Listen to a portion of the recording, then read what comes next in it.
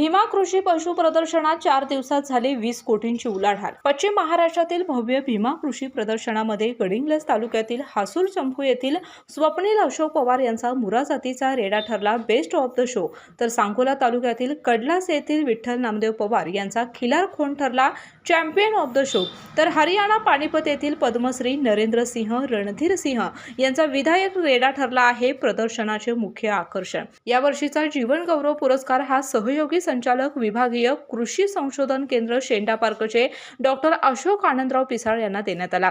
बचत गट माध्यमातून बिर्याणीमधून मुनेरा मुजावर खाद्यपदार्थातून 1,12,000 रुपये उलाढाल झाली असून तर बिर्याणीमधूनच 80,000 रुपये उलाढाल ही सुरैया मुकादम यांनी आणि अमृता घोटणे यांनी माशामधून 63,600 इतकी उलाढाल केली आहे।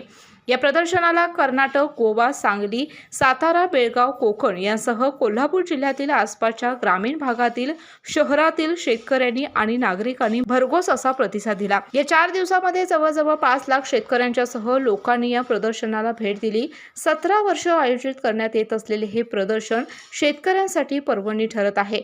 खासदार धनंजय महाडिक यांच्या संकल्पनेतून सुरू करण्यात आलेले हे प्रदर्शन आम्हाला चांगल्या पद्धतीने ठरत असल्याच्या प्रतिक्रिया शेतकऱ्यांनी दिल्या आहेत।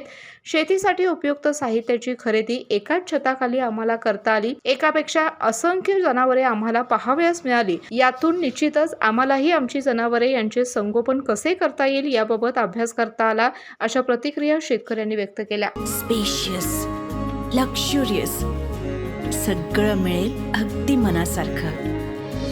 बटू बिल्डर्स यांचा नवीन गृहप्रकल्प गृहलक्ष्मी रचना